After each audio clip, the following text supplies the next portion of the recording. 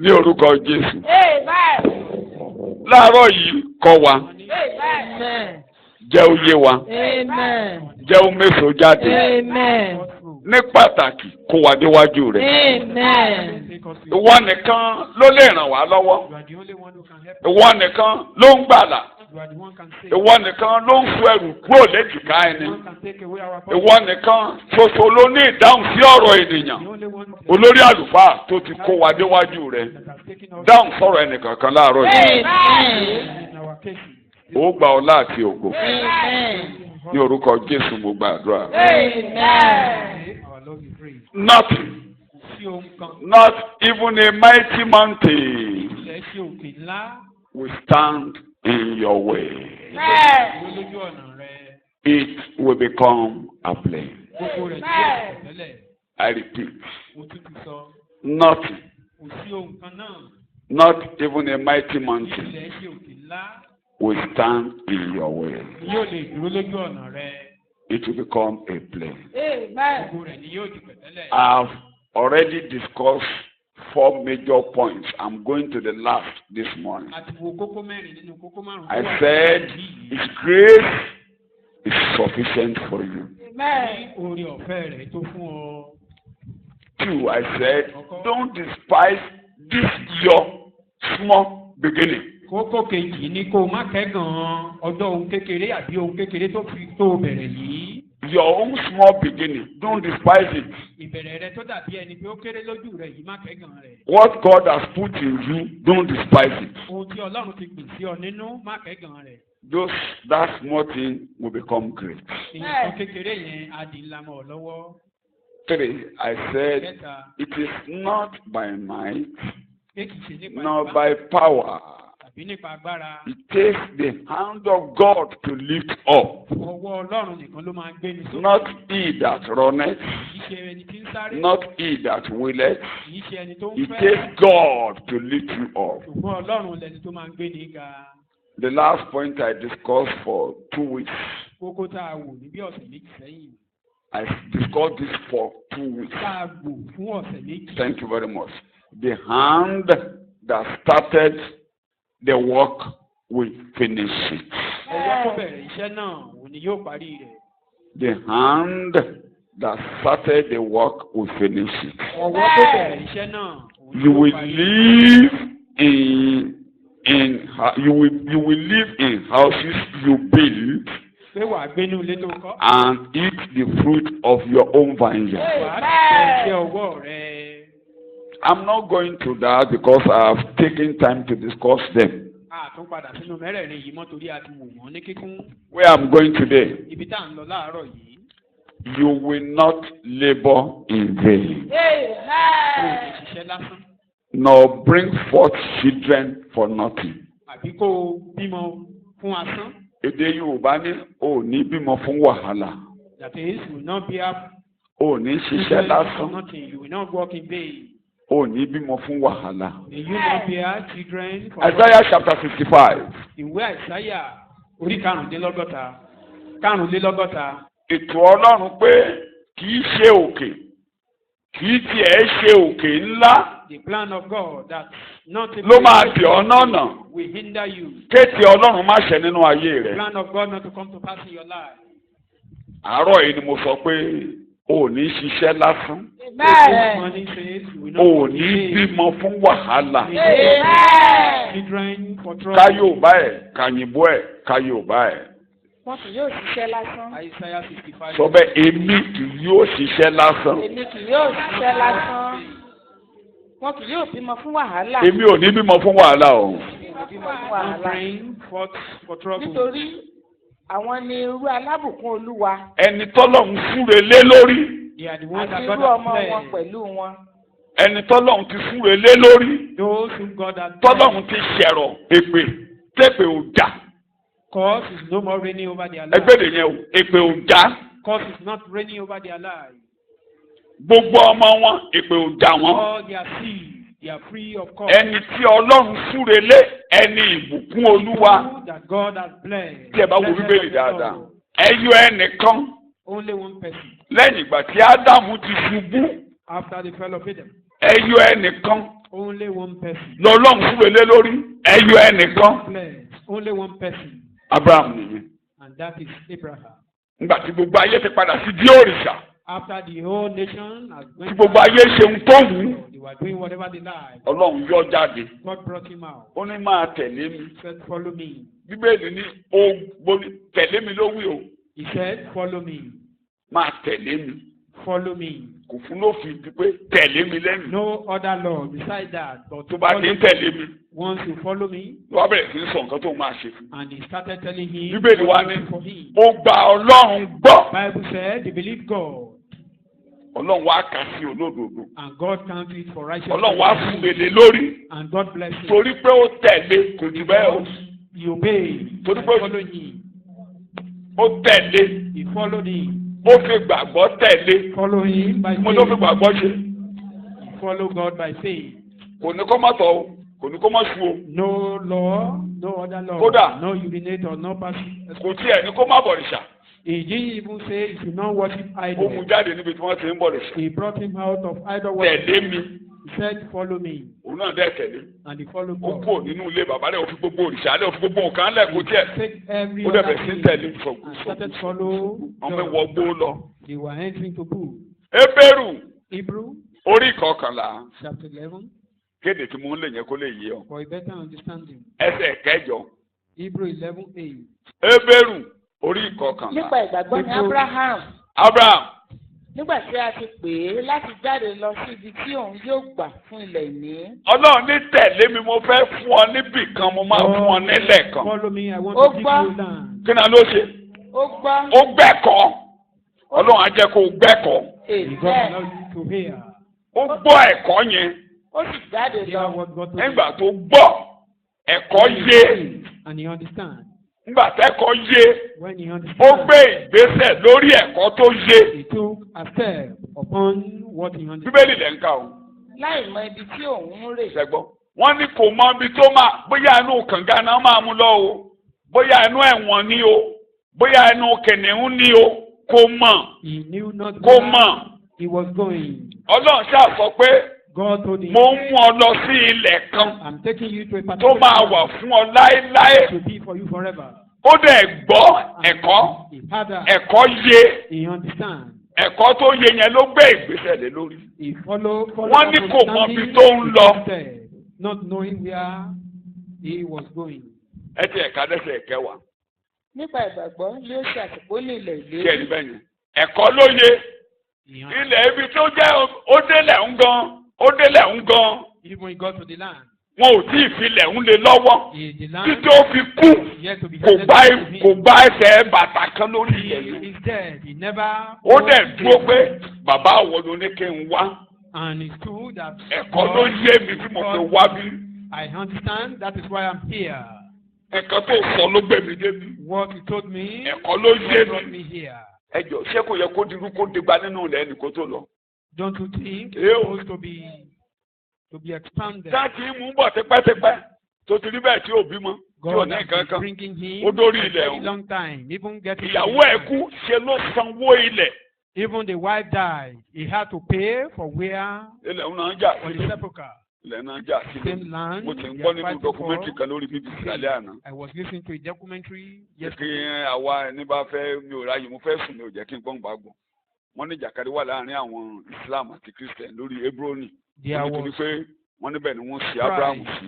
Wọ́n náà between sọ pé Muslim àwọn and Muslim Christian. láwọn in ló Hebrew. ní. Àwọn Kìrìsìtẹ́nì láwọn àwọn Júù láwọn ló ní. The Jews Àwọn said Muslim it láwọn belonged ló to ní. them and the Muslims Ìjàkadì said wá it wà belonged lórí to ilẹ̀ them. Hebrew. And there was Níbi tí àsìkò á. where Abraham was buried. Oníkálukú ṣe shrine síbẹ̀. Everyone built their own shrine there. Òun gan ò ní bàtà kan. Even Abraham Ẹ̀kọ́ ṣáàyè. owned a food. Ọlọ́run But he ìpòrọ̀. understood the message that God will never lie. Ka Bíbélì. nípa ìgbàgbọ́ ni ó ṣe àtìpólì ilẹ̀ ìlérí. Ó wá ń gbé bẹ̀. bí ẹni pé ní ilẹ̀ àjèjì. Ó wá ń gbélé ilé ara rẹ̀. Bẹ́ẹ̀ni pé ṣe ló rẹ́ǹtì ilé. He sojourned in his Ó ń own gbé inú house. àgọ́. as a tenant, Ìtumọ̀ rẹ̀ nínú o. Ó ń gbénu ilé ara rẹ̀ bí bó ṣe kéde. living in his own Ilé. house as a Ew. tenant. ipò rẹ́ǹtì ilé. Ẹ o. bíi 10 káàbà gbélé ara rẹ níbi pé o ṣe lo rẹ́ǹtì ilé àánú ẹ̀ ṣe mí. If you don't live even in your house rí as a mo tenant, fẹ́ o kọ̀ àmọ́ ní tí ọ jáde ni. whether you like it or ajé not, ìgboro náà àkọ́kọ́ fi gbé ọ lọ síbì kan. one day they will pack you àwọn apá out. àwọn alájẹ ìgboro kan wá gbókù ẹ̀. They will call. àwọn kọ́kọ́ lọ gbé ọ pamọ́ sínú òtútù kan. gbọ̀dọ̀ dẹ̀ ìyá tàn náà fẹ́ ṣẹ̀yẹ fún ọ. mọ́tò ẹ̀ tó dáa jù yẹn wọn ò ní fi gbé ẹ o. They will eventually take you to maybe. wọn ò ní jẹ́ kó o bá síìtì ẹ̀ jẹ́ o. And they will not allow you to destroy or ruin the vehicle, your own vehicle, kódà or to. tó bá fẹ́ tẹ sórí bẹ́ẹ̀dì ẹ̀ kan tó gbé ẹ lọ. Before wọn á they kọ́kọ́ gbé ẹ kúrò. lay you upon your own wọn á bed, tẹ rọ́bà sí kó má bàbá má sọ ẹ̀sìn ẹ̀ jẹ́ fáwọn a tó máa lò. Macintosh there for you not to contaminate the mattress. ṣé mo bú yín. ẹ o torí àwọn tó máa lò torí àwọn Because tó of máa those lò that we use it. torí àwọn mo ń dáwàdà sí ìyàwó mi láàárọ̀ mo ní kó bá mú síbí kan tó fáyìn I gan was wa. cracking joke with my wife this morning to ó wá give mú me a mi spoon. mo ní fún mi lélẹ́yìí tó dáa jẹ́ kí n lò kí n tó lọ Give me níbí just one. mo ní And I torí said, give me àwọn a ọmọ better ẹ tó one. wà bí wọn ò ní lo síbí yẹn wọn ò I ní told lò. her, your children will not use this spoon. síbí tó dáa Give me a better spoon. wọn ò ní lò ó. They won't use it. àwọn mẹ́rin àti tìlú òyìnbó dé lẹ́yìn ìgbà yẹn Someone, níyìn àti di old school. some of them might have returned from over as then, and those ones must have become old ones. àwọn abọ́ kan wà nílé mọ́ mi báyìí tí ó wọ̀ gbòòrò There are some. ó wà lórí ṣẹ́ẹ̀fù ẹ̀ kó wọlú. tó o bá gbé bíbí ìpele àjòjì If you don't bí live pé ṣe lo there rẹ́ǹtì as ilé a stranger, as if you are a ẹ̀kọ́ tenant, yè tí mo lóye ẹ̀yìn ọmọ ọlọ́run to ọlọ́run á jẹ́ kẹ́kọ̀ọ́ sí ọ. the message. May God help you to understand the message. kí ni mo bá débẹ̀ What are we saying? ẹni tí ẹ̀kọ́ bá yé Anyone that understands lọ́lọ́run the máa message ń fúnrelé lórí is the one that God will bless. ẹ̀kọ́ tó yé ọlọ́run fúnrelé lórí And God bless him with it. gbọ́lọ́run wá fúnrelé lórí When God bless him, orí ìbùkún tó fúnrelé lórí ọ̀hún upon that same àwọn blessing, ìran rẹ̀ his generation, àwọn ìran rẹ̀ his generation, bí ẹ̀kọ́ mò ń ṣe nígboro nígbà tá a mú What wọn we are jáde saying. kúrò nínú iná when they brought them out of fire, tí ogun dìde sí wọn and the ọlọ́run wá enemy padà was sínú against àpò them. ìwé àkọọ́lẹ̀ God now returned to his promise pé mo ti kó oyún wá that I brought you here. ẹ ní ṣiṣẹ́ lásán You mọ́ will not walk in vain, torí mo ti súre fún yín because I've mo blessed súre fún you. bàbá yín Bless your ẹ̀yin father. náà mo ń súre lé yín lórí Now báyìí I'm blessing you now, pé ẹ ní ṣiṣẹ́ lásán that you will not walk in vain. ọmọ tẹ́ ẹ bá bí ẹ ní bímọ fèsì Your offspring will not ẹ be for ní bímọ Satan. fún wàhálà You will not bear children for trouble. mo tún gbàdúrà lórúkọ Jésù ẹ ní bímọ I fèsì pray again, Amen. you will not bear child for jẹ́ trouble. kẹ́kọ̀ọ́ yé ọ o Understand the message. kẹ́kọ̀ọ́ bá ti yé ọ When you understand it, o ò làágùn lé lórí you don't need to èso struggle. ò ní gbọmọ kan mọ́ ọ lọ́wọ́ Satan rárá will not hijack any of your child. torí tó bá yé ni Because what you understand, àfi kọ́mọ àfi you bẹ́ẹ̀ will teach kọ́ your child. tó bá yé ọ àfi gbélé ayé When you understand, it will be your ẹ bá life. wo ìran yẹn ẹ̀kọ́ yẹn yé wọn Those generation, wọ́n fi they gbélé understand ayé that message and wọ́n they fi teach lé their life ìsáàkì to it. wọ́n bẹ̀rẹ̀ sí fi lé ọmọ lọ́wọ́ They ẹ̀kọ́ handed tó yé it over to wọn. their children because they understand the message. ibì kan máa ń múnú mi dùn There are máa ń jẹ́ kí places n fẹ́ràn àwọn obìnrin tẹ́kọ̀ọ́ bá yé that normally make me love some women that understand the. ìdílé tẹ́kọ̀ọ́ bá yé mo máa fẹ́ràn wọn ibẹ̀ yẹn ní bíbélì jẹ́ kí n fẹ́ràn wọn nígbà tí wọ́n kó wọn délẹ̀ Egypt tán When they got to the ìgbà land tá of ń Egypt, pa wọ́n lọ́wọ́ yẹn when they were killing them, tá ń pọ̀ mọ́ wẹ́wẹ́ they lọ́wọ́ were killing the ẹ má gbàgbé children. pé Don't forget, ṣe ni wọ́n fẹ́ pa Mósè they want to kill kí Moses ìyá ẹ̀ tó gbé lọ sínú apẹ̀rẹ̀ kó gbé sẹ́bà omi before her mother took her tó máa to burú the rẹ̀ side of the sea. ó mú Míríámì oníkólọ máa ìpínlẹ̀ Míríámù oníkólọ máa ìpínlẹ̀ Míríámù lóníkólọ dúró ti apẹ̀rẹ̀ kán mọ nǹkan tó máa ṣẹlẹ̀ sọmọ yẹn bóyá omi máa gbé Just for lọ. them to know what will eventually happen to Moses. Eventually ìgbà tí Míríámù dúró tó ń fọ When apẹ̀rẹ̀ Miriam was there, ọmọ ọba Fáráò débẹ̀ orí ọmọ the tó daughter fáyìn of Pharaoh came there ó dẹ̀ gbé and carried the baby. ọmọ yẹn wá sọ ọmọ yẹn sì àbí kí n fún àbámi wá ara ebéèrú kan Miriam appeared to the kó bá daughter mi of tọ́jú Pharaoh rẹ̀ and he said, will you look for Miriam your wá mother lọ for me ké sí to take mọ̀mọ́ rẹ̀ care? And Miriam went back to his mother àmọ́ ní to call Miriam his lọ ké sí mother. nínú ètò Ọlọ́run. That is in the plan of God. kí ẹ̀rí ibi tí ó mú mi lọ́kàn níbẹ̀ ni pé gbogbo ohun tí Mósè wá ń ṣe All what Moses did, ta ló kọ́ èèw who taught him? mo ní ta ló kọ́ Her mother taught màmá yẹn him. mẹ́kọ̀ọ́ Ọlọ́run á jẹ́ kẹ́ mẹ́kọ̀ọ́ May God help you to understand the message. Gbogbo ìtàn Ísírẹ́lì pátá. All the story of Israel. Bí ìrìn àjò wọn ṣe jẹ́. Their journey. Ni màmá yẹn kọ. His mother taught him. Ìgbà tó wá dàgbà. When he become old, he grow up. Torí ọmọ Ísírẹ́lì kan tó mú he saw the Israelites and Egyptian fire. Pharaoh ló ń bọ̀ o. Don't forget, he was living in the palace. Àfin ló wà ó ti mọ̀wé. He is educated already. Aṣọ ọba ló ń wọ̀. He was putting on the garment of the king. Not common garment. Aṣọ ọba ará Egypt ni. He is an Egyptian. Kí ni mo pè? An Egyptian. Tí ẹ bá mọ̀. If you don't know. Mo fẹ́ fún yín ní àmì gbọ́dọ̀. Ìgbà tó sá lọ. When he ran away. Tó lọ sí Mídíánù. To Midian. Ìgbà tí àwọn ọmọ mi níbi etí kànga tó fi máa lọ síbi tí ó gbéyàwó yẹn. Èmi yẹn sá lọ sílé kí ló ṣe yá olóni tó pọ̀ mi. Ó lára Egypt kan. Ó lóun ló ràn wá lọ́wọ́ tó bá gbé òkúta kúrò tó bá pọ̀ mi. Ara Egypt kan. He said an Egyptian help us to fetch water. Wọ́n ò pé lára Ísírẹ́lì. Ara tí wọ́n pé ara Egypt. Torí aṣọ ìwọṣọ rẹ̀. Because his mode of dressing. Wọṣọ Egypt ni. Ìgẹ̀rù Egypt ni. Even the hairstyle. Ẹ̀kọ́ tó wà lókùn rẹ̀. But the message bearing. Aṣọ tó wà níta Egypt. The garment. Ikú rẹ̀ kí ló jẹ́. But inside Israelite. Ó kọ̀. He refused that he's not an Egyptian. Bàtí ló sá lọ. Eventually he ran away. Ọlọ́run dẹ̀ ń kíyèsí pọ́mọdé mẹ́kọ̀ọ́. God was observing him. Ìyá dáadáa that he understand. That woman is a very good one. Kẹ́rì ẹ̀ bá Olúwa jọ̀ọ́ ràn mí lọ́wọ́. Bow down your head. Ràn mí lọ́wọ́. Lord help me. Jẹ́ kẹ́kọ̀ọ́ yé mi. Help me to understand the message. Let the message be clear. Jẹ́ kẹ́kọ̀ọ́ yé mi. Let the message be clear to me. Jẹ́ kẹ́kọ̀ọ́ yé mi. Let it be clear to me. Jẹ́ kẹ́kọ̀ọ́ yé mi. Let me understand the message. Ní orúkọ Jésù Kristi, Olúwa wa ni mo gbàdúrà. In Jesus' name, our Lord we pray. So, ìbẹ̀yẹn máa ń mú mi lọ́kàn dáadáa. Ẹ jọ̀ọ́ ẹ̀yin náà ti fọ́kàn. Torí mo jẹ́ nìkan láti kékeré. Tí bá ti rí nǹkan tó dáa, ó máa ń wù mí. When I see something good, I always feel delighted about it. Kódà kì í ṣe pé mo máa ní kẹ́ni tó ní nǹkan tó dáa yẹn kó kú kí mi bàa lè gbà. I won't say that the person should die. Mo máa ń fẹ́ dàbí ètè rẹ̀. But I always wish to be like such people. Wọ́n ṣe pé kí mi dàbí ètè ẹ̀ nìkan. Not to be like him. Mo máa ń fẹ́ kí n jù lọ. Even to be greater than such. Mo ní mo máa ní mo fẹ́ kí o ṣe. Ojú kòkòrò tí mo fi kàwé nìyẹn. That was what helped me. Mo ti sọ́dọ̀ àárín lọ́pọ̀ gbà. Tó o bá mọ̀ ojú mi ní kíláàsì, màá bá ọ rìn. If you are more brilliant than myself in my class, I will be your friend. Mi ò bínú sí wọn náà ṣùgbọ́n ó máa ń dùn mí pé kí ni tiẹ̀ ti jẹ́. I feel somehow when a lady beat me in the class. When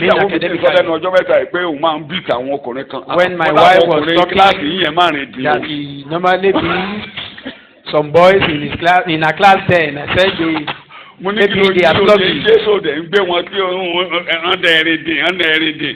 Ó ń sọ nípàdé wa ni pé wà ẹnìkan wà tó jẹ́ pé ó máa ń gbé mi. Particular person that bá fẹ́ sùn afẹ́kọ̀ọ́ ìpàdé àgbàdo ti ṣe oríṣẹ́ ẹ̀kọ́. He beat her or at times. Mo ní àwọn ọmọ kíláàsì yẹn máa rìn dì o. I was telling her that the boys there are so sluggish. Nínú mọ́tò ló jẹ́ ẹ̀ tí ń sọ yẹn. He was saying that in the ó máa ń lu àwọn ọkùnrin kan. That so he normally beat some boys. Mo láwọn ọkùnrin akúrẹ́ tẹ̀. And I said they are those boys that are not able. Mo láwọn tó o lu ọkùnrin. You beat a boy. Lẹ́gbẹ̀ẹ́ ẹjọ́jọ́ one class ó dẹ̀ máa lù wọ́n. And you beat them. So nǹkan dáadáa máa ń wù mí. Ẹ jẹ́ kí nǹkan dáadáa wù yín o. You women. Yóò dáa fún yín o. Love will yóò dáa fún yín o. It will be well with you. Ẹ má gbàgbé o torí don't forget. Mo ń kọ́lé ẹ̀kọ́. Ilé ẹ̀kọ́ yẹn ni pé ṣé ẹ ráwọn tó ń súre lé lórí. The people that have been blessed. Mo fẹ́ súre lé yín lórí láàárọ̀. I want to bless you. Mo máa ka Bíbélì lé yín lórí dáadáa. I will read Bible. Ibẹ̀ mo ti máa bẹ̀rẹ̀ ẹ̀kọ́. There I will start this sermon. Àwọn tí ìbùkún yẹn máa bá lọ. For the people that will go with this blessing. Àwọn tẹ́kọ̀ọ́ yé. Those who understand the message. Kí ni mo pè? Ẹ ṣe àwọn tó máa defend. Don't defend anybody. Non defenders or those who will be defending. Tó bá jẹ́ ṣe bí ṣọ́ọ̀ṣì rí a ìjẹ̀bi mi ni mo fẹ́ ṣe ó tàn. Just bow down and surrender everything. Ṣé kó o máa ṣe? Abraham máa ṣe, ó máa gbọ́ ò máa ṣe.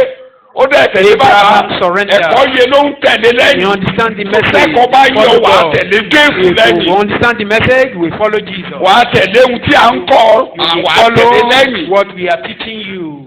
Ọmọ kan gbé lára àwọn ọmọ mi lórí inú Facebook ó gbé bridal train kan sórí ó ní aṣọ tí àwọn ọmọ ìyàwó máa ń wọ̀ kó tó di pé àwọn ẹ̀mí èṣù bọ́ sí gbòòrò tán bẹ̀rẹ̀ sí ẹran sọ. On the Facebook ètò before tó lónìí yẹn. the Satan hijack everything now. mo wọ aṣọ yẹn mo tútù wọ̀. I look at that garment and I aṣọ yẹn kanlẹ̀ ó mú ọwọ́ báyìí ó full mú garment. ọrùn báyìí ó kanlẹ̀ wọ́n wé gèlè sí òyìnbó ni wọ́n wé gèlè sí They were ó white kanlẹ̀ men, dáadáa white gbogbo wọn dẹ̀ ọ̀rọ̀ amú bíbélì lọ́wọ́. and they hold them their ẹ Bible. ṣe white green ni They use green green color. ni tó bá fẹ́ rí mo máa fẹ́ lọ sí Facebook lọ rí Samuel Olúwaṣeunlá gọ́gù ẹ̀ tàbí lórí Facebook wà rí That is the address. bá ti rí Samuel Olúwaṣeunlá lọ sí orí kílẹ̀ máa ń pè é wọ́ọ̀lù rẹ̀ ẹ̀ rí lórí wọ́ọ̀lù Olúwaṣeunlá. You see it there. àwọn ọmọ yẹn dúró mo tún wò mo tún mi jí wò. I was looking at it. Ọlọ́run jọ̀ọ́ ṣayé àwọn ọmọ mi ní living God bí eléyìí. I was praying to God that God should do the life of my children in church like ní that. ìgboro. To meet us in the town. ẹ̀yin gan mọ̀ pé ìṣètẹ́ ẹ̀gbà Jésù pé ẹ̀ fine. You know, now that you have Jesus, you look beautiful. tẹ́ bá wá wọṣọ tí àwọn ogun ọ̀run àpáàdì design. If you are now putting wá on dàbí ègbére. a style designed by the angel of hell, you look like a ghost. bẹ̀tẹ̀ bá wọṣọ bí èèyàn gidi. But when you put tó bá ní káwọn on àgbàlagbà kan dìde garment, láàrin yín báyìí tó bá ní káwọn àgbàlagbà kan dìde láàrin yín báyìí nítorí má tiẹ̀ sọ ti kọ́ if I should ask some elderly ones ọmọ kékeré lẹ máa to stand up among you, you see them, they look younger. àbá àróró Be àbá àwé fèlè. traditional attire or headgear. òtòjú òṣùpá They sọ̀kalẹ̀. don't look like òtòjú gold. afẹ́fẹ́ wà. They are not from the air. ó yẹ kankan yín kú bọ́n jí kó jí jáde kó fẹ́ lọ da lẹ́nu kó fẹ́ lọ da ìdọ̀tí nù nílé kan rí ọ kó dúró dáa. That is anywhere people meet you, they should meet you with good ó ti attire. dọ́jà o ti lọ Not even sábò the o market this time around. kan lọ sí Anywhere, sábò wherever they meet kan ní you. bí wọ́n ṣe rí Mósè tán sọ pé ara As they Egypt met kan Jesus, and they said, an kí ni Egyptian. wọ́n pè é. They call him an Egyptian. ẹ̀kọ́ ayé yín o You will understand the message. mo yàbàrà síbẹ̀ yẹn ni o That is mo lọ sórí ẹ̀kọ́ just báyìí. a digression. ẹ ní ṣiṣẹ́ lásán May you not walk in vain. ẹ ní bímọ fún wàhálà. You will not bear children for ọ̀n bímọ fún trouble. wàhálà yẹn ló gbé mi rìn ní The àjò. issue of bearing child for trouble is what make me to go to that Bẹ́ẹ̀ pé area. Mósè ò sọmọ wàhálà. Moses is not a child of trouble. ẹ ní bímọ àgọ́. torí àwọn òbí kan kì í dìfẹ́ǹdì 490 lónìí pé ẹ̀rà sùn wà. Some children are defending 419 today that it doesn't matter. ẹ ní bímọ olè. Some parents olè are ló ń jẹ́ defending 419. thieves. wọ́n And ti they say lọ́bìnrin it ọbìnrin ti doesn't débẹ̀ o. matter.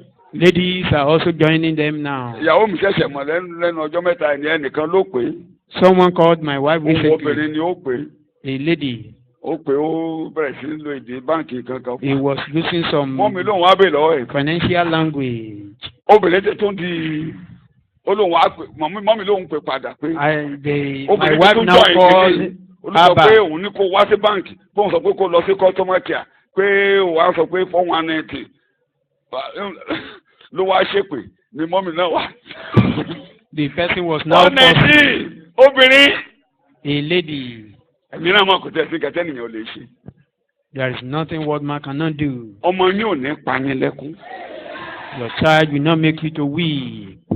tẹ̀rí ẹ̀ bá ní ṣẹ́jú méjì. Bow down in a minute. mo fẹ́ kó o gbàdúrà yẹn láti inú ọkàn. I want you to pray right from within. Olúwa Lord, má jẹ́ n bímọ fún wàhálà. help me not to be a má jẹ́ child káwọn for ọmọdé wọ̀nyí trouble. kẹ́kún wọlé wá bá mi. Don't allow my children to bring níbi forth tí sorrow ìrìnàjò upon mi kù sí me láyé. for the rest of ọmọ my tó bá fi journey. fún mi ìwọ tó Any ti bímọ bá o. child, any children you give unto me, tó máa bímọ lọ́la mi ò ní bímọ fún wàhálà o. even if you are yet to have child, but ọmọ you tó have máa your kẹ́kún own, bá mi tó máa kó wàhálà bá mi ò ní a wọnú child wá that bá will mi. bring trouble àwọn upon ilé ìfowópamọ́ me. ilé yìí Olúwa ní orúkọ Jésù Kristi Olúwa wa ni mo gbàdúrà. In Jesus' name, our Lord is sàmì free. ẹ̀ dáadáa.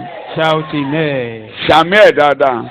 Amen. ọ̀dà jẹ́ kí n súre fún ọ. Let me bless you. Lẹ́fítíkù 26 Leviticus chapter 26, kí wọ́n á fún ọ ní kókó mélé tó bá lè lò ń bẹ̀ náà ni ìdí ẹ̀ wọ́n á fẹ́ fún ẹ ní ìdí ẹ̀ tó lónìí kábàámù fẹ́ ka ìdí ẹ̀ lónìí tó jẹ́ pé ìwọ ò ní ṣiṣẹ́ lásán tó dẹ̀ ní bímọ fún wàhálà bí ẹ mo fẹ́ fún ẹ lábẹ́ kó àrọ̀ má gbọ̀jẹ̀gẹ́ o. Don't compromise. má gbọ̀jẹ̀gẹ́ o. Don't compromise.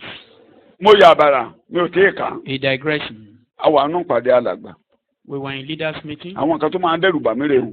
These are some of things that normally make me. à ń gbàdúrà. We were praying. àwọn alàgbà ń gbọ́n tí mo sọ ni. They were hearing now. orí ọ̀rọ̀ ọ̀dọ́ la ń gbàdúrà lé lórí. They were praying on the issue of youth. àwọn arẹ́sì pọ́ìntì pé a ní wàhálà lórí àwọn ọmọ wa tó wà ní yunifásitì. The prayer point was. a ní wàhálà lórí àwọn anìkànmọ́ wáṣẹ́pàdé ìwọ̀n wáṣẹ́pàdé. Students and how those who are coming for youth meetings. kí n má sọ gbogbo ẹ̀ tán àwọn á ní ojú àwọn ọ̀dọ́ ń dàrú. And they said the youth are being confused. ọ̀dọ́ kan wá dìde láàrin wa. One of them rose up. ó lójú wọn gbọ́dọ̀ dàrú. He said it's a must. ó lójú wọn máa dàrú ni. They must be confused. ó lójú ń dàrú. He said he himself. ó lójú wọn máa dàrú ni. They will be confused. ó lẹ́yìn òbí ni òun ló máa ràn wọ́n lọ́wọ́. You are you parents. ó ní kò fún ọmọ kan tó jẹ́ òní dàrú. There is no youth that will not be. ó lẹ́yìn òbí ló máa ràn wọ́n lọ́wọ́. The duty of for you ó lójú ń dàrú. He said he himself was confused. àárín wa ló ti ń ké.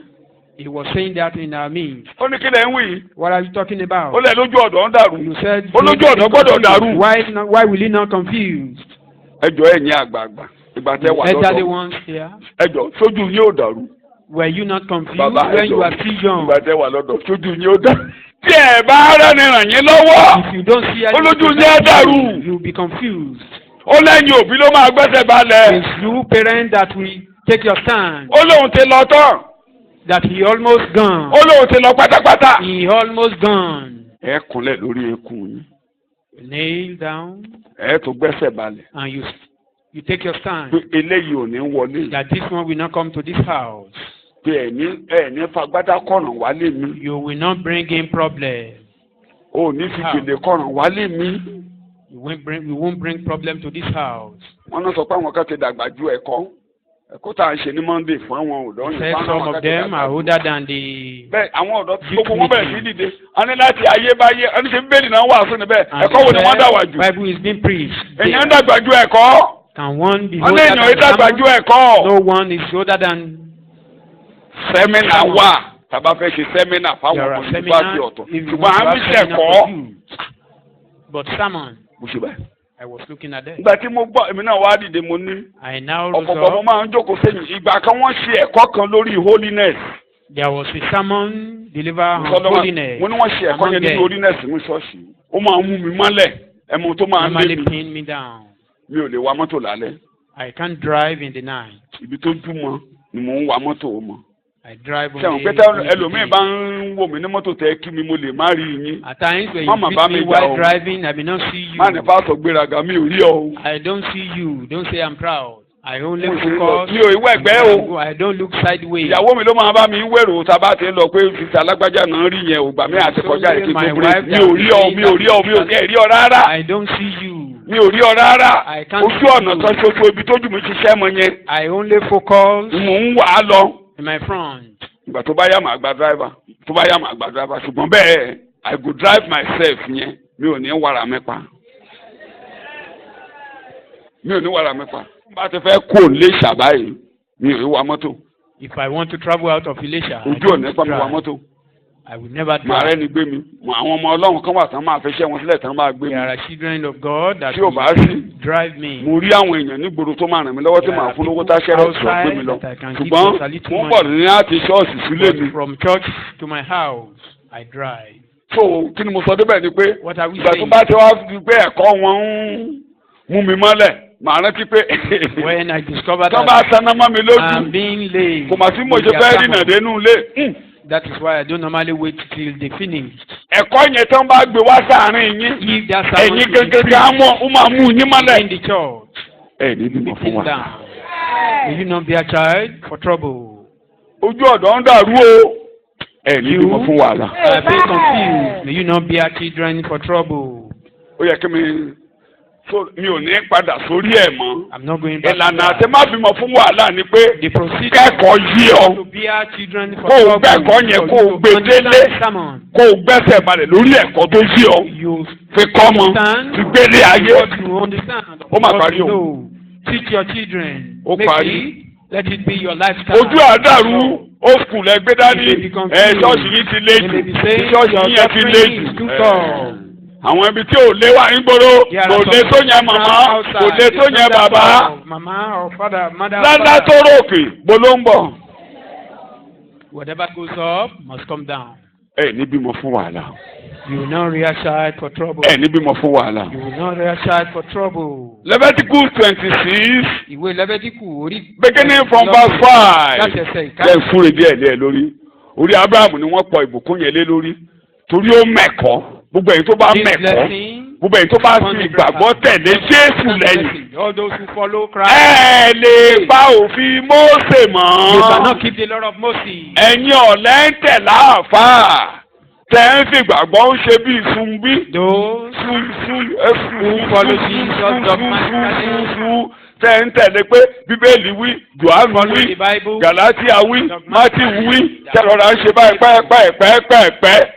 Àwọn ni mo fẹ́ sùn lórí láàárọ̀ yìí. Those are the people I want to bless this morning. Tí ẹ bá ka the first earlier part ibi tí mò ń kà yẹn, wọ́n sọ̀rọ̀ wípé tó bá ṣe tó bá pa ọjọ́ ìsinmi mọ́ tó bá ṣe lé mọ́ ìyẹn ò kàn yín. You are less concerned about that. Mo ní kò ṣe kó kàn yín.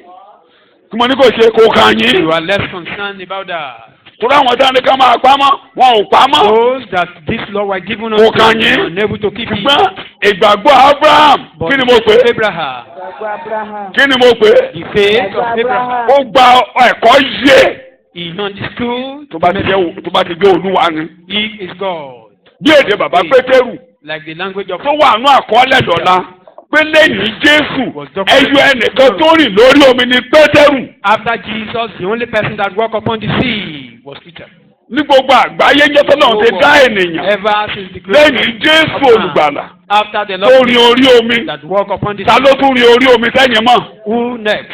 Ìbá rìn púpọ̀ ìbá máa rìn púpọ̀. Be it a little or much. Èyó mo dẹ̀ dódó ọ̀hún. I got to the sea. Mo dédó ọ̀hún. I was there. Bẹ́ẹ̀yàn bá bọ́ sínú ẹ̀ á rì. Síì ni. It's a big sea. Síì ni. Inú bóòtù ni wọ́n kó wa sí lórí ẹ̀. Wọ́n ṣe bóòtù yẹn wọ́n ní bóòtù tí Pétérù fi ń pẹja kí Jésù tó pé ni. Wọ́n kó wa sínú ẹ̀. Akọrin níbi àjọsìn àgbàdua nínú bóòtù yẹn. Bóòtù yẹn rìn lójú omi ó gbé wa káàkiri ká tó sọ̀kalẹ̀ níbẹ̀. Orí omi yẹn ni Jésù tó rìn lọ wá. Upon that sea. Wọ́n rìn lọ wá. Where the sea of Galilee tó rìn lọ wá.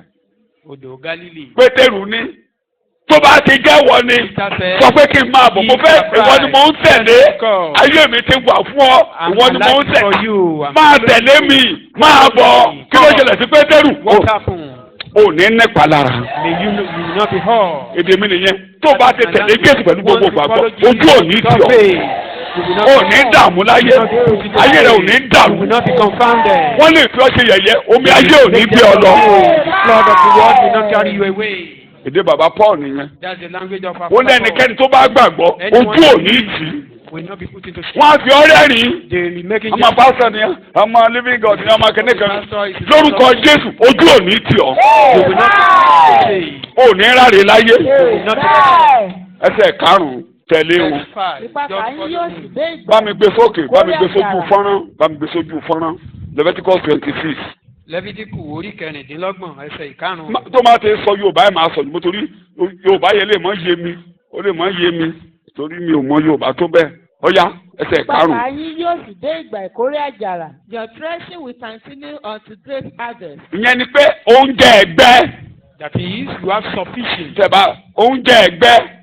Surplus. Ẹ jẹ iṣu ẹgbẹ́. Ẹ jẹ́ wọnú gbàtẹ́gbodò bá dé. We have sufficient food. Túmọ̀ ẹ̀ nìyẹn. Ìgbà ìkórè àjàrà yóò sì. Tó bá jẹ́ yẹn lẹ́ mọ̀ ń jẹ. Ẹ jẹ yẹn 24/7. You eating it. Àgbàdo yín títí àgbàdo tuntun á fi dé kò ní tán nílé yín. Ṣé o ti gbọ́? Kò ní tán nílé yín. ẹ ti pé kẹ́ máa wá kẹ́ní kan kiri. Not that you will. ìkórè àtúbà tàtẹjọ́ nínú ilé rẹ̀. tẹ̀lé mi ní o. Just follow me. gba Jésù gbọ́. Believe Christ. Kábẹ́lì òun yé mi. Ìgbà ìkórè àjàrà yóò sì dé ìgbà ìfúrúgbìn. tí o ti gbọ́. ìyẹn ni pé ìgbà tí ẹ bá tún kórè lọ ẹ rí sufficient láti gbè mí. You have sufficient to plant another one. ìyẹn ni pé ẹ gbè. You will plant. ẹ kórè. You will reap. wọ́n ṣe pé ẹ lọ sí gbòòrò lọ máa rà.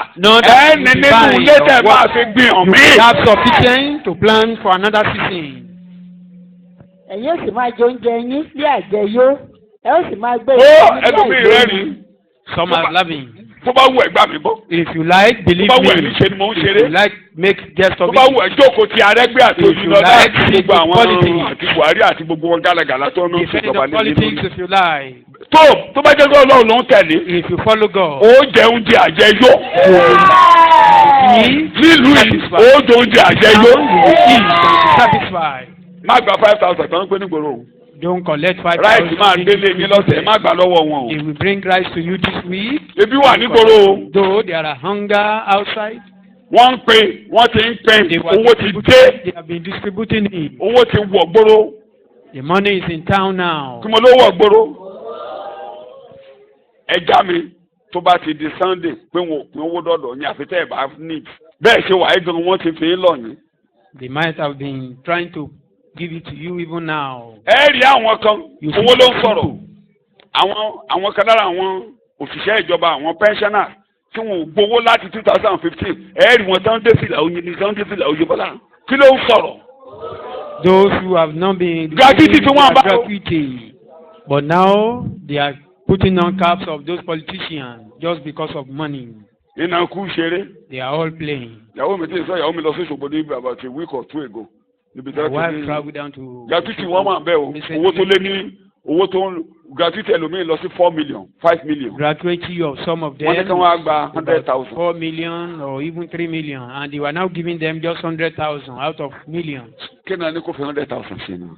What did he want to do with that? Oníbòun ṣe dó ń bẹ̀ lẹ́nìkan dé yàn sọ pé. Someone came. Ìgbòho ti tó wá. You are from which olórí adé lòun ti wá. Wọ́n ní ta ló tún kú mbẹ́ àwọn nìkan ti tún kú lẹ́nìkan á dáhùn pé àwọn tí ẹ̀ ṣe kámárì ní tó kú níbẹ̀ èèyàn á máa kú ńgbà tán sanwó wọn. How willingly did they not die when their money is not ìjọba fẹ́ ká kú ikú ò ní pa yín. Government want them to die, you will not die. ọwọ́ yín ló ṣiṣẹ́ ẹ̀yin ló máa gba ẹ̀tọ́ yín. When you take your wọ́n fẹ́ kẹ́ ẹ kú ni. they want you to die. wọ́n fẹ́ kẹ́ ẹ kú ni kán dowó yín sápò. Therefore they will invest in it. àwọn tó wà tó jẹ́ pé owó òkú náà ń gbà. There are some people they are receiving the money of those who are dead. àmì ò lọ sórí ẹ̀yìn ṣe bẹ́ẹ̀ ń kà ń pépà. You read papers.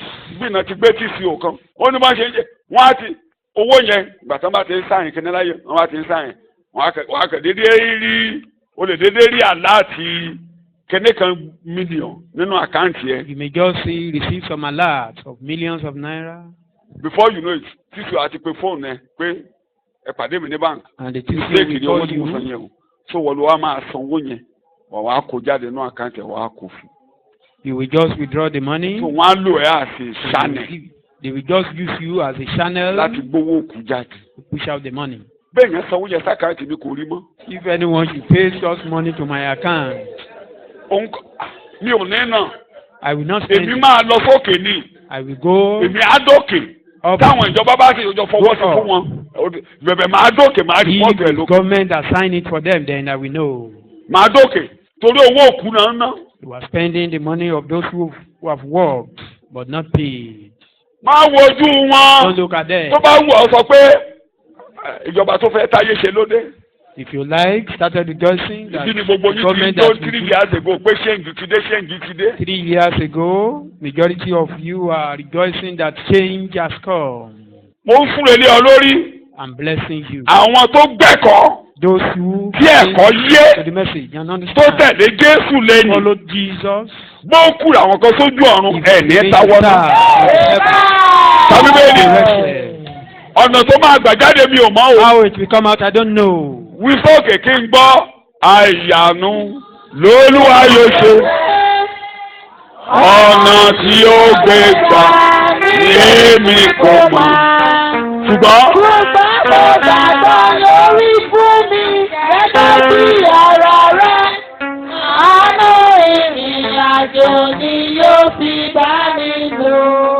máa ka bíbélì. ẹ̀yin ó sì máa jẹ oúnjẹ yín ní àjẹyó. àjẹyó lówó jẹ. sọ bẹ́ẹ̀ èmi àjàjẹyó o. I will eat and be satisfied. lórúkọ Jésù mo lé mi àjàjẹyó. I will eat and be satisfied. torí ìwọ ni mò ń tẹ̀lé lẹ́yìn. Because I follow you. mi ò tẹ̀lé èṣù mi ò tẹ̀lé ayé mà àjàjẹyó. I'm not following anyone but you, Jesus. máa ka bíbélì. ẹ ó sì máa gbé ilẹ̀ yín ní àìléwu. èmi ó sì fi ó àyà. tó Fúlàní asmen wọn ò ní ká ọmọlé. Fulani herdsmen will not come. Boko Haram ò ní ká ọmọlé. No, Boko Haram will harass you.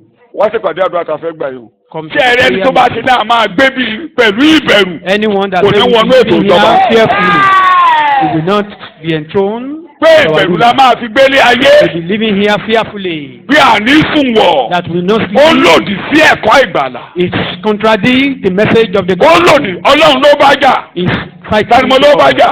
Ọlọ́run. Ọlọ́run ní ẹ máa gbé láì sí kí ló sọ. Will be living torí ẹ̀ ń tẹ̀lé Jésù. without fear. ìbùkún Abrahamu lé o torí ó ń That is tẹ̀lé the blessing bàbá. of Abraham ó because he gba followed Ọlọ́run Father. gbọ́. He believed tẹ̀lé God. Ọlọ́run lẹ́yìn. He follow God. tó bá ti ń tẹ̀lé Jésù. When you follow Jesus, ó gbé láì sí bẹ̀rù. you will be living without fear. wọ́n lè fẹ́ dáyà já o wọ́n ní kó mú dúró rẹ wọ́n lè fẹ́ dáyà já o They want wọ́n lè fẹ́ to dáyà já verify o you. mú dúró rẹ Take your stand. mi ò ní sẹ́kọ̀ọ́ púpọ̀ lórí ẹ̀ máa kà. èmi ó sì fi àlàáfíà sí ilẹ̀ náà. bẹ́ẹ̀ ni. ẹ̀yin ó sì dùbúlẹ̀ kò sí ẹni tí yóò dẹ́rù bà yín. èmi ó sì mú kí ẹranko búburú kí ó dáṣẹ̀ kúrò ní ilẹ̀ náà. tó bá ka òdì kejì ibẹ̀ yẹn tó bá ka òdì kejì ibẹ̀ yẹn nísàlẹ̀ orí yẹn If you read the other láwọn tí ò side, bá tẹ̀lé Jésù for lẹ́yìn those who fail to ó follow ní ewé Jesus, ajábọ́ lórí igi he said, wọ́n á rò pé a leaf wọ́n á rò will pé fall kéde down, ló ń lé wọn wọ́n á máa and sá he's lọ thinking that Ewé- he's being pursued by lion. ewé ajáde wọ́n á Just sá common leaf. wọ́n á ti sá ee ó ti dé o And they'll be running ewé ni full of fear. máa kà. bẹ́ẹ̀ ni idà kì yóò la ilẹ̀ yín já. Èdà ò ní wọnú ilé wa bá wa. bẹ́ẹ̀ ẹ̀yin ó sì lé àwọn ọ̀tá yín wọ́n sì ti padà ṣubú níwájú yín. Gbogbo ẹni bá dìde tí ọjọ́ ṣubú níwájú rẹ̀. Anyone that rise up against you márùn will nínú fall yín for yóò your sì sake. lé ọgọ́rùn-ún ọgọ́rùn-ún nínú yín yóò sì lé ẹgbàárùn-ún àwọn ọ̀tá yín yóò sì ti padà ṣubú níwájú yín nítorí tí èmi ò fi ojú rere wò yín. Kí ni a máa fi wọ̀ ọ́? ojú rere. People will Torí say òun nothing tẹ̀ ẹ́ lé favour bàbá lẹ́yìn. because you follow Father. Torí ẹ̀kọ́ yé ọ. Because you understand the message. Wàá dàbí ọ̀dẹ̀ lójú aráyé.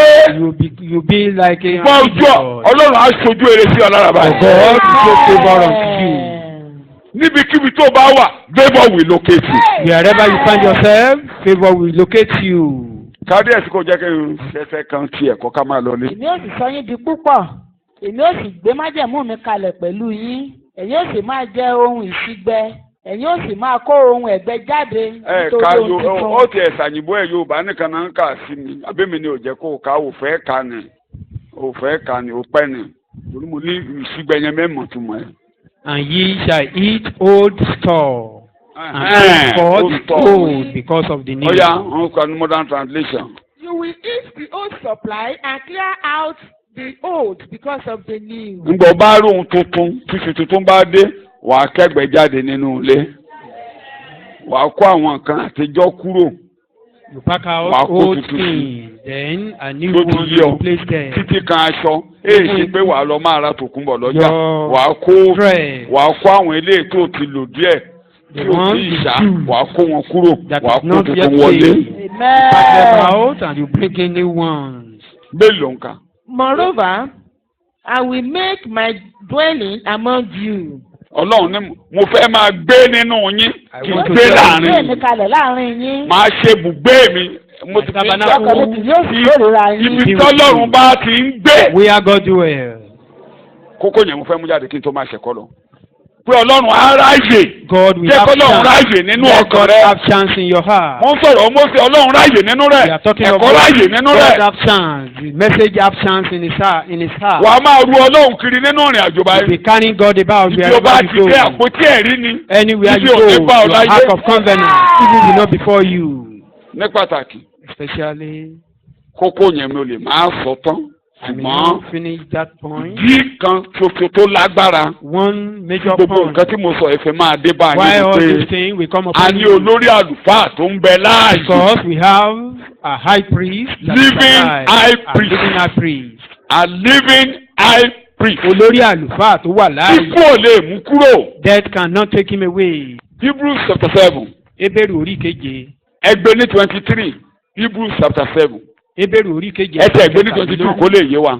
Ẹsẹ̀ níwọ̀n bẹ́ẹ̀ ni ìkejìlélógún Jésù rẹ̀. ti di onígbọ̀wọ́ májẹ̀mú tí ó dára Mo ń bọ̀ jù. yẹn 23 yẹn ni kẹ́ ẹ lò. Mo ń bọ̀ ní onígbọ̀wọ́. Yes. Àti nítòótọ́ àwọn púpọ̀ ni a ti fi jẹ àlùfáà nítorí wọn kò lè wà títí nítorí ikú. Sọ̀yìnbó ẹ̀. And 23. And they truly were many priests because they were not suffered to continue by reason of death. They were not allowed, death did not allow them to continue in the position of high priest. Ikú ò jẹ́ kán wà ní ipò Death olórí àlùfáà àti takes them away. ikú pa wọ́n ni. So there were so many high priests who Àìmọye were olórí dying àlùfáà and going. náà ti jẹ ikú. But this one, Ṣùgbọ́n olórí àlùfáà yìí. this one, yes, Ṣùgbọ́n olórí nítorí tí ó wà àlùfáà títí yìí. láé. is alive forevermore. Ó ní oyè àlùfáà tí a kò lè rọ̀ nípò. An unchangeable priesthood. Olórí àlùfáà tí a kò lè rọ̀ If nípò. oyè àlùfáà tí a ò lè yọ kúrò lórí àga ó wà láàyè níbẹ̀ lẹ́ẹ̀mejì. priesthood that is alive. He is alive. Eo He is alive. torí ó wà láàyè kí ló máa Because he is ṣe? alive, what will he do? Nítorí náà, ó Nítorí- sì lè gbà wọ́n là pẹ̀lú. Torí ó wà láàyè. Because he is Therefore, alive. Yes, he is able yes, also to save bẹ́ẹ̀ni to the uttermost, yóò gbà ọ́ là pátápátá. Amen. Níbikíbi tó o bá há sí yóò ràn ọ́ Wherever you are lọ́wọ́. healed, he will help you. Nínú èèyàn yóò ràn ọ́ lọ́wọ́. In family, he will help you. Nínú wàhálà yóò gbórí ẹ̀ Trouble, sókè. he will lift up your head. Torí ó wà láàyè. Because he is alive. Torí kì í ṣòkú. Because he is not dead. Torí ó wà níwájú Olúwa báyìí He pẹ̀lú is in ẹbọ. the Ó presence jókòó of ti God ẹbọ. with a sacrifice. Ojú ẹ̀ yóò máa bá ọ lọ. His eyes will follow you. Mo ń sọ lánàá mo ní kéèsì fáìlì ẹ̀ wà níwájú Olúwa. Your case file Bàbá is dẹ̀ before jókòó God. ti kéèsì fáìlì ẹ̀. And the Ó father jókòó is ti. sitting with it. Kò ń ṣe pé wọ́n gbàgbé rẹ̀. Ó ní ojú ilẹ̀ ẹ̀wọ̀n níwájú mi. Mo kọ́ ọ́ sí The words are àtẹ́lẹwọ́. before me and it is in my palm. Gbélé ń kà máa kà lọ. Nítorí náà, Bẹ́ẹ̀ni. ó sì lè gbà wọ́n là pẹ̀lú títí dé òpin. Ẹ̀hẹ́n. Ẹni tí ó bá tọ Ọlọ́run wá nípasẹ̀ O. nítorí tí ó ń Ó bẹ tó láàyè. ó ń lọ sí Mẹ́kà àwẹ̀. therefore, he is able also to save to the uttermost Àwọn olóò máa gbàlà títí láéláé yìí. those who come to God through him. Gbogbo ẹni bá wá sọ́dọ̀ Ọlọ́run nípasẹ̀ Jésù. Come to God through Gbólóhùn kan yẹn ni mò ń ké látàárọ̀. That is what I've been emphasizing on Tó o this bá ti morning. tẹ̀lé Jésù Once lẹ́yìn, you follow Jesus, ojú ò ní tì ọ́. you will not be put to shame. Gbogbo ẹni bá wá sọ́dọ̀ Ọlọ́run Anyone that comes to nípasẹ̀ Jésù True. ẹ̀ là ayé kọjá láì anyone ní that comes to ìpalára. God through Jesus will pass through this world unharmed. Kàbíyèsí kí n tó Nítorí tí ó ń bẹ láàyè títí ṣe láé ẹ̀kọ́ bẹ́yẹn. Kí náà ló láti ṣe? máa dọ̀dẹ̀ fún wọn. Kí náà ló ṣe? He is Ó ń bẹ alive láàyè forever. títí láé. He is alive A forever. máa rìpọ́ọ̀tù kéèsì ẹ̀. You'll be reporting your case to Pé God. bàbá The father, wọ́n mọ̀ ẹ́ look at this child. wọ́n mọ̀ ẹ́ Look at this child. ohun tó ń là kọjá. Look at what he's passing through. Bá mi ràn lọ́wọ́. Help him. Bá mi ràn lọ́wọ́. Help him. Bá mi ràn lọ́wọ́. Help him. Òru tó ń là kọjá. Bá mi ràn See lọ́wọ́. what he or she is passing through. Ibẹ̀ ló dúró sí. Kò kúrò ń bẹ̀. He is in the presence of God.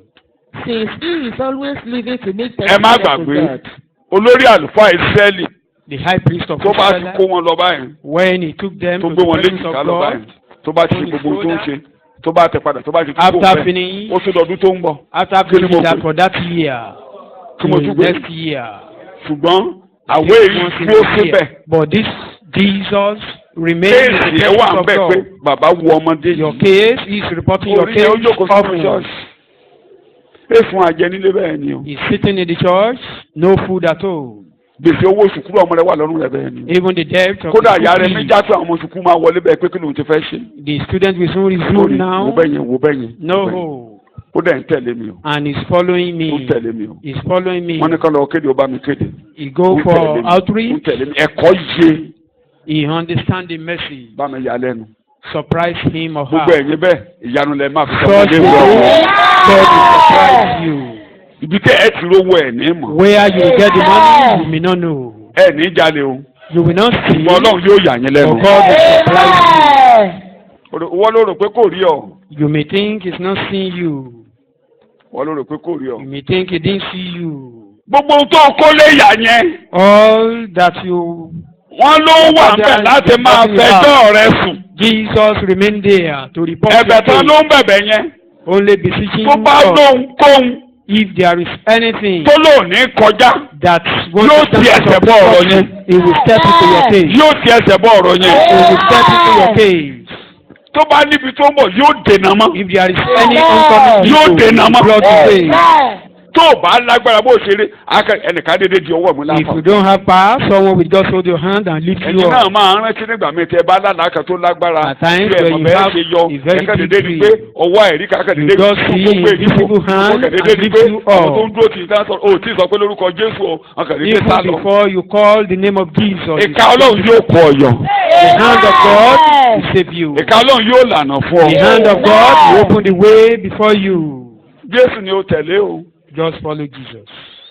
Jésù ni kò jẹ́ kó fi ọkàn rẹ ṣe bùgbé. Let Jesus dwell in your heart. Gbogbo ẹni bá tọ̀ Ọlọ́run wá nípasẹ̀ that rẹ̀. come to God through him. Gbogbo ẹni tó bá jẹ́ kẹ́kọ̀ọ́ yéwu. Anyone that Tó yọ̀ǹda ara rẹ̀ tọkàntọkàn. and surrender himself to Tí ò sì him, fẹ́ ẹnu ara rẹ̀ mọ́. not doing himself will, Ẹ rí ìrànlọ́wọ́ gbà. you will receive help. Ẹ kà díẹ̀ sí. Ebéèrè ẹ̀. nítorí pé irú olórí àlùfáà bẹ́ẹ̀ ni ó yẹ wá. Bẹ́ẹ̀ni olórí ó ti tó wọ́n ti ẹ̀ka mímọ́ lọ. Lórí àlùfáà dáadáa ni. Lórí àlùfáà dáadáa ni. A good high priest. Kódà pẹ̀lú ìbúra ni a fi jẹ́. Even he was Pẹ̀lú enthroned with ìbúra oath. Ọlọ́run búra lé lórí. God made Ọlọ́run no búra plea tó ò ní yí padà. that I will Tó never wọ́n ní change, àlùfáà that títí. you are the high priest forever. Pé wàá máa ṣe lọ. You will continue Wàá máa to ran live. àwọn tó bá ti tọ̀ mí wá lọ́dọ̀ rẹ̀ wàá máa ràn wọ́n lọ́wọ́. Those who come Mo fi to me ọjọ́ through ìbúra. you. Mo fi búra lé ọ lórí mi ò Make sí an padà. oath with it and I change it Mo fi not. ara mi búra. I swear with Pé myself. gbogbo ẹni bá tẹ̀lé ojú òní. Anyone that follow you will never put into shame. Kò ní ṣe sí àṣedànù. They will not walk in vain. Kò ní bímọ fún wàhálà. Not fearful. A máa pe àwọn ọmọ wọn ní àwọn ọmọ alábùkún fún. Their children will call a blessed Pé o God tẹ̀lé mi that lẹ́yìn. will follow me. Yóò dáa fún ọ. Amen. Well with you. Nínú Jòhánù jẹ́ kí n fẹ́lẹ́ kún pé Let me add it. ó fọwọ́ sọ̀yà pé òun lòún fọwọ́ sọ̀yà pé ẹ tẹ̀lé mi lẹ́yìn. Ṣe guarantor ṣe surety it's a guarantor. It guarantees your journey in life. Ó fi ìgboyà ń sọ fún wa pé òun dúró tì wá nínú ìrìnàjò wa láyé. Just like he told Jacob when Jacob was going to Laban's house. Bó ṣe sọ fún Jacob And he nígbà told tó him lọ sílé Lábánì. in Genesis chapter 28 Nínú Genesis verse 8:15 8-15 ẹsẹ̀ ìkáǹdógún rẹ̀. that I will not leave you Pé mi ò ní fi ọ́ until I sílẹ̀. carry out all my plan on you. Títí tí màá fi I will never gbogbo forsake mi you. ṣẹ lórí ayé rẹ̀ mi ò ní kọ̀ ọ́ sílẹ̀. Read that Genesis 28 verse 15 first before I go to John. Genesis orí kejìdínlọ́gbọ̀n ẹsẹ̀ Genesis ìkáǹdógún. 28 verse 15. Genesis orí kejìdínlọ́gbọ̀n ẹsẹ̀ ìkáǹdógún. You will see how it works. And he didn't fail him because they followed him. They believe in him. You are Pé reading. wọ́n tẹ̀lé wọ́n Kíyèsí. tẹ̀lé. Yes. Èmi wà pẹ̀lú rẹ. Èmi ò sì pa ọ́ mọ́ ní ibi gbogbo tí ìwọ ń lọ. Wherever you go, my eyes will go with you. Ibikíbi tó bá lọ ojú mi máa bá ọ lọ. I will bring you back. Nítorí èmi kì yóò kọ̀ ọ́ sílẹ̀. I will never leave you. Títí èmi ò fi ṣe èyí tí mo I will make sure I fulfill what I've spoken concerning you. And behold, I am with you, and will keep watch over you. Keep watch with over fear. you. Take notice of you. Take notice. I will take notice of you. Wherever you may go. Wherever you go. Take note. When he was in Laban's house, God was taking note of him. Ọlọ́run kíyèsí níbẹ̀. Ó ní ẹ̀mẹ́wàá ni wọ́n pa ọ̀yà mẹ́ta.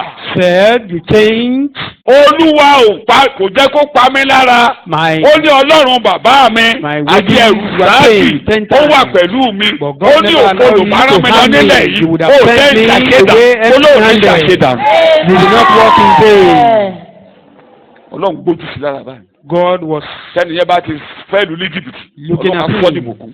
ẹni bá ti ṣe pèlè ọ When Ọlọ́run á sọ ní that bùkún. one deceiving you, God will change it Bẹ́ẹ̀ni to máa jà ọ́ blessing. lólè Ọlọ́run á sọ ní If anyone ẹ̀dọ́kùn. steals your property, God will repay you in double fold. Onítò bá ti sọ pé ẹran dúdú ló máa When Laban said, Ọlọ́run á fún mi lẹ́ran dúdú. black goat is mine, and God will do it like that. Ó ní Ọlọ́run gba ẹran yín. God take all your animals and give it unto me. Ó ní màá pòfo Ọlọ́run ló ní mi ò He said that we go empty-handed, but God said no. Èèyàn ló sọ bẹ́ẹ̀. Man professed Ta that. ló lò máa fẹ́ẹ̀lì? Who said you will fail? Bá ti gbọ́ pé Ọlọ́run ló sọ pé òun máa fẹ́ẹ̀lì kó náwó sókè. Maybe you've had it once that God said Ọlọ́run you ní will fail. ìyà ló máa jẹkú. God said you will die of suffering. Have you ever heard that from God before? Ọlọ́run ní òní lọ́mọ láyé. God said you will not have child in life. Ọlọ́run ní inú ìṣẹ́ ló máa kú sí. God said you will die wretched. Tó bá ti jẹ́ ènìyàn ni. If it's man Tó bá that ti professed Jésù that, ló sọ bẹ́ẹ̀. if it's Tí ò bá Satan, ti jọ́ lọ́run ni. if it's not Gbogbo God, ohun tẹ́nikẹ́ni Whatever ẹ̀míkẹ́mi ẹnikẹ́ni bá sọ lórí ayé any rẹ̀ man kò will ní say ṣe. or anything, it will not come to pass. Ìdí oníṣẹ́jú kan lórí ẹsẹ̀. Rise up in a minute. Èrò tó ń sọ tó jẹ́ ibi yẹn Ọlọ́run kọ́ ló mẹ́rò yẹn wá. Evil thought.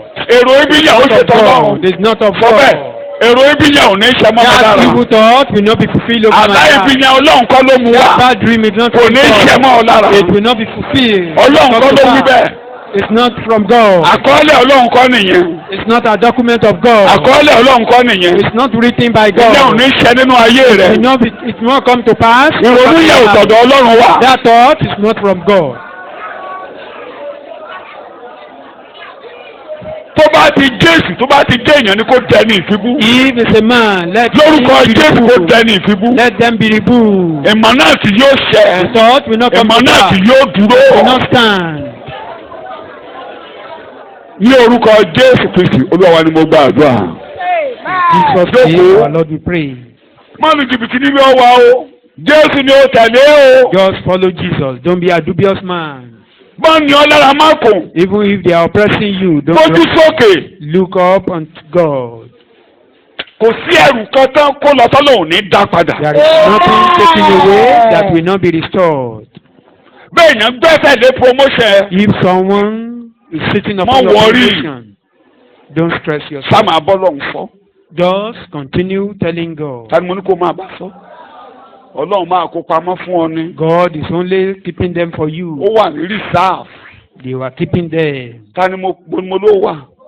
Mo ní In things àpẹẹrẹ tó store. pọ̀. I have so many Láì lo examples. ara mi gan gẹ́gẹ́ bí Even àpẹẹrẹ. without using myself. Mo ti sọ̀rọ̀ bọ̀dá mi kan rí. I've Láyé ìgbà tí gbogbo ayé told ṣògbó you ni. about my Tí òṣògbó brother. ni. When one Ibiṣẹ́. of my brother, Wọ́n kọ̀ wọ́n he pé. decided not to join Ogboni Wọ́n fraternity. jókòó lé. They decided not to pay him. Wọ́n ní kó Or not ṣẹgbẹ́ to kó promote ṣẹgbẹ́. him. Ó ṣàkóso ní faith. Ó dẹ̀ ra ń tẹ̀lé Jésù. And he Wọ́n was fi mí ṣe calling ẹ̀yẹ. Jesus. They were making jest of Ẹgbẹ́ him. gan bínú sí. Even Ẹgbẹ́ ẹ̀ lóṣù ló his máa pa. elder brother was angry. He said he would die wretchedly. Àwẹ̀ nígbà Ọlọ́run máa gbẹ́sẹ̀ kúrò lórí fáìlì rẹ̀. When God Tán gbé fáìlì ẹ̀ sókè. Gbogbo will bring promotion up pátá ni wọ́n dá his padà. file, all the promotion that Wọ́n he gbé sókè lókè. was entitled to. Òkè yẹn ló wà was tán given fi to him. create state. He was on that tour when Bó the ṣe kọjá state was sákòrẹ́ nìyí created. tó kọ́lé And sákòrẹ́. he moved Ilé down ìbílẹ̀ back sì to ló gbé ní Akure. Ìbàdàn bó ṣe kọ́lé sákòrẹ́ nìyí. Láyé ìgbà tó nira yẹn kò kúkú pọ̀ jẹ̀gẹ́. Máa kọ́ When things were so tough, he never Ó káwọn ọmọ ẹ̀. compromised. Ó káwọn ọmọ ẹ̀ tira báyìí. And he was taking care of his own Mo ní mo ló children. kó wọn sí. Ẹ̀kọ́ yé àwọn ọmọ. He understood the message, likewise the children. Kò tí ẹ̀ lágùn àti wá kọ́lé sílé ó ṣàkọ́tà He kọ́lẹ́ did not ìlú even gbé bẹ́ẹ̀. stress to Ó build káwọn house ẹ̀ at tira. home. Gbogbo wọn eléyìí tó ń ta gìtá ní apostolic faith eléyìí tó ń fọ́ fèrè ń fọ́ fèrè. All of Wọ́n wà them, lápòsódì. they were in one ministry or the other in the church. Mo ti kó wọn síwájú mi. Yẹ́yẹ́. They were making jest of him. Bẹ́ẹ̀ ni wọ́n dá gbogbo fáìlì ẹ̀ padà pátápátá. And the whole file was Bẹ́ẹ̀ ni àwọn yẹn ń restored. jáde ní kankan. And those children, they were graduating one Ni wọ́n after the ń ṣètò, other. wọ́n ń dọ̀gá níbi iṣẹ́ And they ìjọba. were becoming seniors Mo ní wọ́n dà níbi or iṣẹ́ ìjọba. officers in Mo government ní wọ́n dà níbi establishments. iṣẹ́ ìjọba. Àwẹ̀ ìgbà tí bàbá ń dàgbà. When the man was growing Bẹ́ẹ̀ old, lọ́mọ ẹ̀kan dídì. one of his children just Láàrin rose ìṣẹ́jú mélòó up. kan wọ́n ti kọ́lé kan sílé. He built one house at Ló gbé home. bàbá ilé And ọ̀hún he ilé ọ̀hún gangan ló ti lé mi lóṣù. Bó ṣe gbé bàbá wá. Mo ní kí bàbá wa máa wá fún bẹ́ẹ̀. He brought his father, he brought him home. Ó lóun máa kó orílẹ̀ sùn lákùrẹ́ ṣùgbọ́n òfin nílé He fún said, I báyìí. know you have a house. Ó ní wọ́n fi ọṣì yẹ̀yẹ́ They tẹ́lẹ̀. were making jest of you before. gbogbo ìkólọ rẹ Ọlọ́run dá padà. All your loss, Ìkólọ tí Ọlọ́run yóò dá padà. God will restore all your loss as well. Àwé fọkàn ẹ balẹ̀. Just calm down. Ẹni tó bá lò ní lọ. Anyone that say you won't go, ojú ẹ̀ ló ṣe máa lọ. even in his presence. Tó bá wá lò fẹ́ kó tó bá sọ pé wọ́n lò ní lọ nínú kó wá mi yà sí ọ̀ á lọ. You just have to go. Òun ló mọ tó fẹ́ ṣe yíra ẹ̀ ó máa lọ. You just have to move forward. Ó bá jẹ́ òkè. Be it a mountain. Ìbá jẹ́ òkè. Be it a Kò mountain. ní bí ọlọ́nà. Do not hinder you. Yóò dé pẹ̀tẹ́lẹ̀. It will become a plain. Tẹ̀lé Jésù jẹ́ kẹ́kọ̀ọ́ yí ọ. Follow Jesus. Understand the message. Ní tí o bá ti ní jẹ́ kọ́ yí ọ lé dànù jẹ́ kẹ́kọ̀ọ́ Anything yí that ọ. will not make you to understand the message, put it aside and Níta ń tẹ̀lé understand. láàárọ̀ ẹ̀rí yẹn. That is Gbogbo what we ẹni are tó saying. bá tọ Ọlọ́run wá Anyone that comes to nípasẹ̀ Jesus, Jésù. that come to God through Christ, Olórí àlùfáà yẹn wà níbẹ̀ that fún high yín. priest is Ó there wà for níbẹ̀ us. fún yín. Is there A for máa us. bójú tó ọ. He will be A looking máa wo ibi tó o after wà. you. Mọ wọrí o. Don't bother Mọ yourself. kó bá ọbọ̀ ń gbé ọ̀sẹ̀ ọ̀ mọ wọrí. Even Wà á if they jáde will láyọ̀. take you will come Mọ out. tòtòkútò. Don't Mọ tòtòkútò ní mistort. wàhálà kí wàhálà. Don't mistort in Ìgbà míì any tó bá jẹ́ problem. ṣiṣẹ́ gan mọ́ búra rẹ̀. Mọ́ búra rẹ̀. Don't abuse Mọ́ búra yourself. rẹ̀. Don't abuse yourself of anything. Ṣe a ti fi jọ́sìn lẹ́nu ọjọ́ mẹ́ta yìí. We still use that to worship just recently when we were Ó reading lóun Job. ó lóun ló dá ọ́fíìsì. Ó ní ayé ẹyin fẹ́ bá ọ̀nà báyìí. Ó ní kì í bẹ̀rù. Ó ní èdè tí mo máa ń fi jọ́sìn níbẹ̀ ni pé ó lóun kọ́ ọpọlọ kúrò lórí ẹ̀. Pé oògùn Ó ní wá kò bó ní ronú oògùn pé pé he will just lay his head by the roadside. He will never ẹyin think yẹn dẹ̀ of máa gba anybody lóòótọ́ ẹ̀sẹ̀ ní upon him. abẹ́fẹ̀tẹ̀. And the head will eventually Ó ní mo cry. dùn ní ọgbọ́n. God said, Èmi ni ò the jẹ́ ó gbọ́n. one that deny him of Ìgbà mi ò understanding. ní gbọ́n.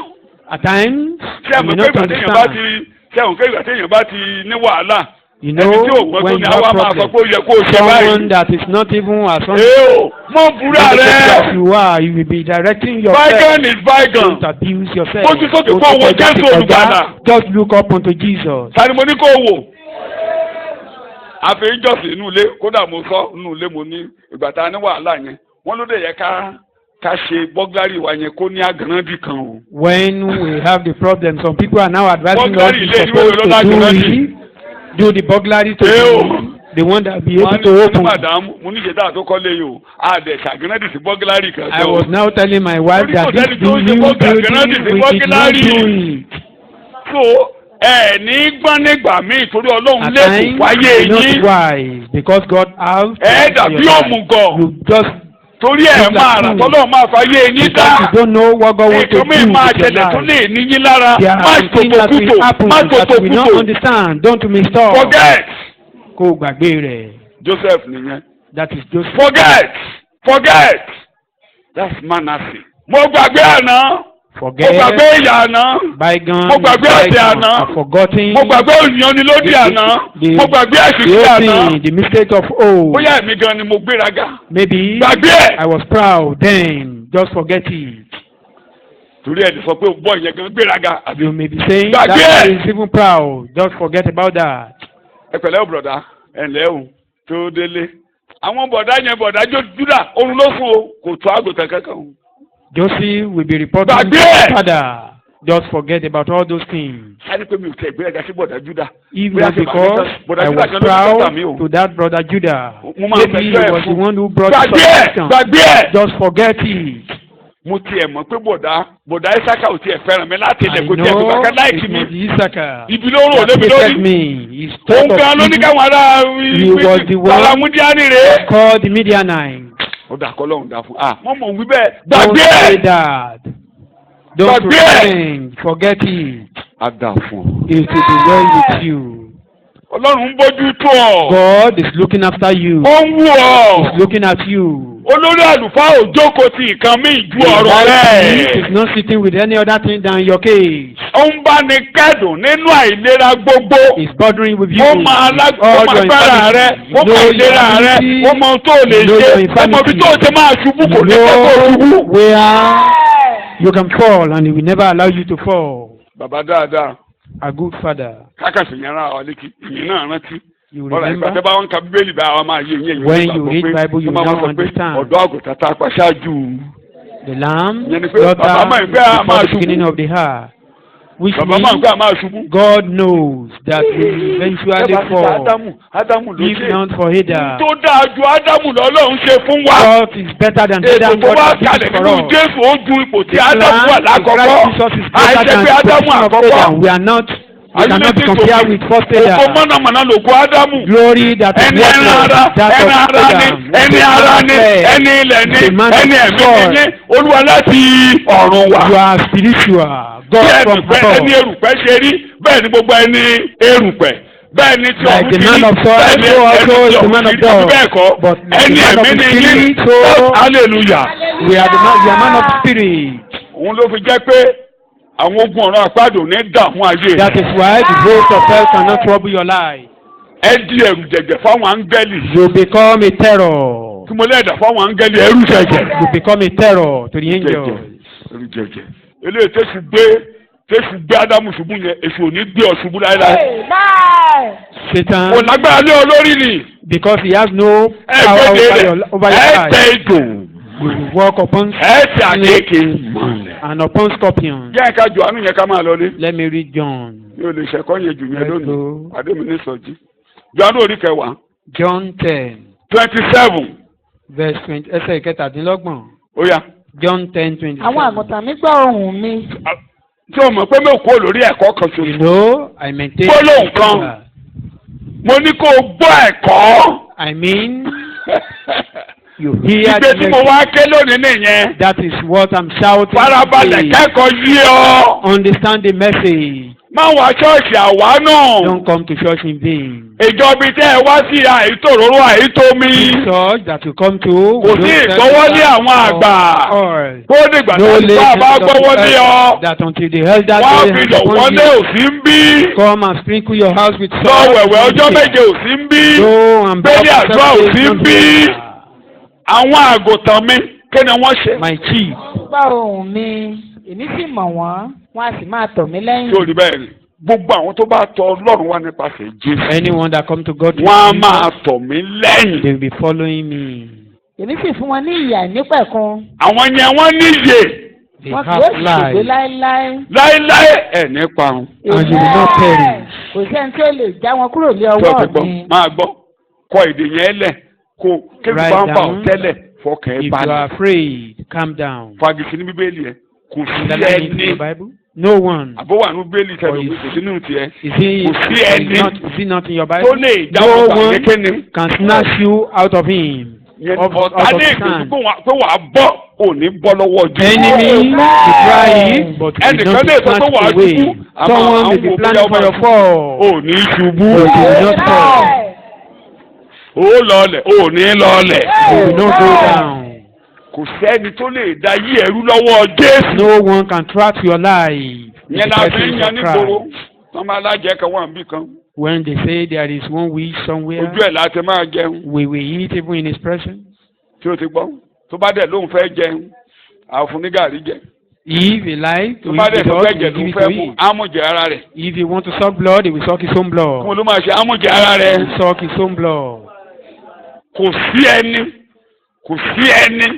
kò sí ohun kan Nothing tó lè dá wọn gbà nékéné. that will snatch them out of you, bàbá out of mi my ẹni tí ó fi hand. wọ́n fún mi pọ̀ ju gbogbo wọn lọ. ta ló fi ọ́ lé Jésù lọ́wọ́ Ọlọ́run ẹlẹ́dàá ló I want ṣètò you over rẹ̀ to Jesus. tó fi dọ́dọ̀ Jésù olùgbàlà. Is God. sí ẹni tí ó lè Plan já for wọn that. kúrò ní ọwọ́ bàbá mi. ẹni bá lè gbani lọ́wọ́ Ọlọ́run kó nawọ́ sókè ta ló mọ̀ láyé tó máa já ọmọ gbàlejò Ọlọ́run Who do ẹlẹ́dàá. you know that can snatch anyone out of bẹ́ẹ̀ Christ, fi ń bá out ọ of pé wọ́n á God's já hand? ọgbà wọ́n ti ṣèpàdé wọ́n fẹ́ da yí ọmọ yẹn rú wọ́n ti ṣèpàdé They've wọ́n fẹ́ conspired jẹ́ together. ìwọ They ló want to mẹ̀kọ́ you are the one Jésù ẹ̀kọ́ understand the òjò message. You ẹ̀kọ́ understand the òjò message. You don't understand the ògbóhùn message. Jésù You don't have the voice àwọn of Christ. àgùntàn mi gbọ́ ohùn My mi sheep hear my wọ́n á máa voice. tẹ̀lé mi They follow lẹ́yìn me. mo fún ọ nékéni I gave tí them. ẹni tó lè dá wọn gbà No one can snatch them. bàbá from mi my ju hand. gbogbo wọn lọ. Father is above them all. ta ló tó kó nawọ́ sókè.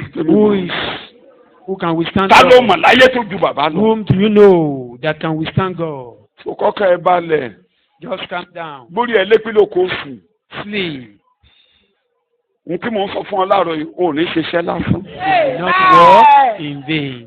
lọ́wọ́ tẹ̀lé Jésù ní ìrere o. Follow Jesus. ìgbè mi láàárọ̀ ẹ̀ nìyẹn o. That is what I'm saying this wàá morning. lọ nájà lọ́la. We You are going to market wàá tomorrow. tà wàá jèrè. You will buy and you sell. You gain. Ṣé o ti gbọ́? Tẹ̀lé lẹ́yìn ni o. Follow him. Fẹ́nìkan dayé ẹrú. That one will thwart your life. That is impossible. Àwọn ò tí ì dá ẹ̀mí èṣù ọ̀hún. That evil spirit is yet Àwọn to ò be tí ì created. di ẹni náà tó máa kẹ́mi èṣù máa wọnú rẹ̀. Yet to be born. Tó jẹ́ pé a sọ pé That tí ẹ evil máa spirit bàjẹ́ lọ́wọ́ níwájú Olúwa. and we say that your life will be thwarted in the presence of God. Ọ̀nà tó la lémi orin. Ọ̀nà tó la lémi orin.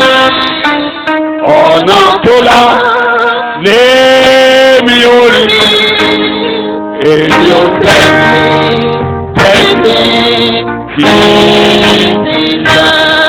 gbàgbọ́ ayé nígbàgbọ́ ayé báyé nígbà ayé báyé ayé nígbàgbọ́ ayé báyé nígbà ayé báyé nígbà ayé báyé. Tẹ̀lé. Follow him. Torí bẹ́ẹ̀. For this reason, Mo ní ṣàṣeyọrí. Iṣẹ́ mi ayé rẹ̀. Mi ò ní lọ́jọ́ mẹ́ta náírà, èmi ò ní ìfòòfò. Ìgbà ìgbàjọ́ ti tó fi tó mi ní. Àṣàṣe orí owó sọ, mo ní ṣàṣeyọrí. Ní tèmi o. Mo ní ṣàṣeyọwọ́, ìjọ mi alẹ́ rẹ̀. Mi ò ní lọ́jọ́ mẹ́ta náírà, èmi ò ní ìfòòfò. Nípa ẹ̀jẹ̀ Jésù tó ti tó dìde, àṣàṣe orí owó sọ. Tí o ti ka dẹ́sẹ̀ ọgbọ̀n tó bá ti dẹ́sẹ̀ ọgbọ̀n kó o dúró 29:30. Bàbá mi. Bàbá mi. Tí wọ́n fún mi pọ̀ ju gbogbo Ó wọn lọ. pọ̀ ju gbogbo wọn lọ. Kò sẹ́ni tó lè dá wọn kúrò lé No ọkọ̀ one, no demon, ẹnikẹ́ni no forces of darkness sí agbára òkùnkùn bẹ́ẹ̀. can overpower you.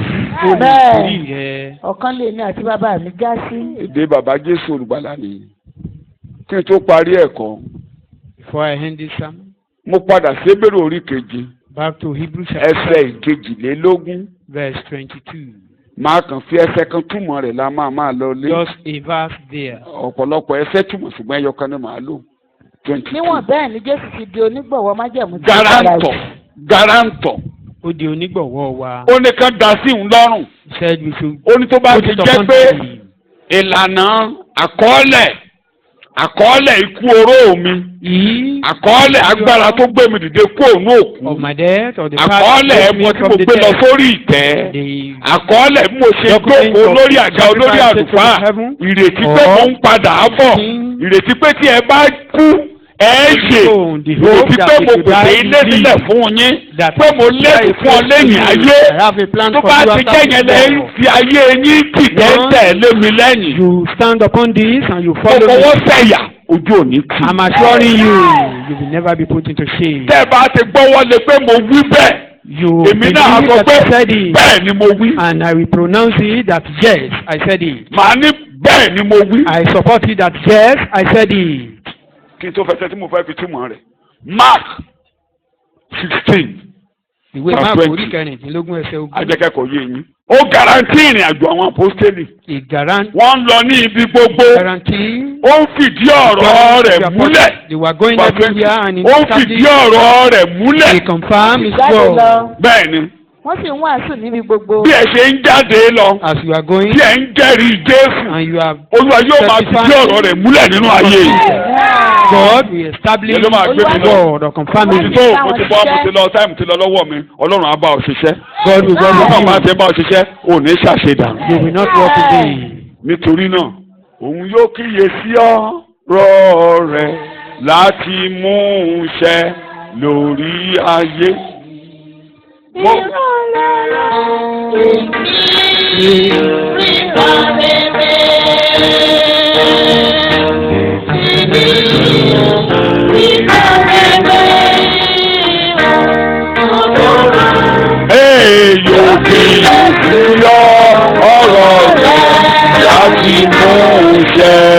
lórí ayé mi.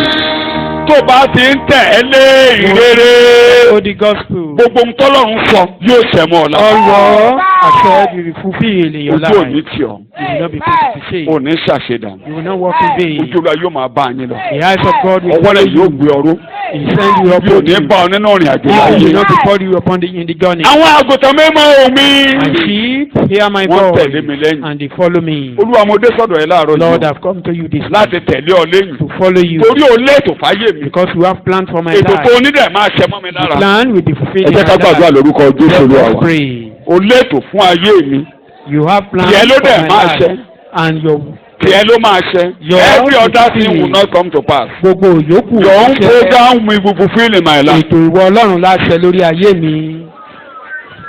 Jésù Kristi Olúwa wa. In Jesus' name, our Lord, we pray. Ẹ jẹ́ ká dìde dúró lórí ẹsẹ̀ wa. Let's rise up on our feet. Lérí gbogbo ẹ̀ pé táwa náà bá sáà ti lè gbọ́ tẹ̀lé mi. That is, when we hear, follow me, Tá a bá sáà ti lè tẹ̀lé Jésù. and we follow Jesus, Pé a lè pa òfin mọ́. Ẹ we gbàgbé can't keep gbogbo òfin. law, forget about the law. Ṣùgbọ́n kìkì pé kẹ́nẹ́kan But one thing, pé ṣé à ń tẹ̀lé. that are we following Ó him? yẹ ká bẹ Ọlọ́run tira wa We ẹ̀yin ara. must beg God. Tó o bá tẹ̀ rò pé tó o bá gbà pé o ń tẹ̀lé lónìí Bíbélì sọ pé ẹni tó bá rò pé Bible says, tó bá rò wípé anyone that òun dúró is standing, òun náà tún nílò kó bẹ Ọlọ́run ti ara ẹ̀. he needs to beg God. Ìwọ tó o tí ì dúró o nílò kó bẹ He Ọlọ́run. to stand. Olúwa orí ọ̀fẹ́ Lord, the grace tí mo fi máa tẹ̀lé ọ. that will make me to follow you.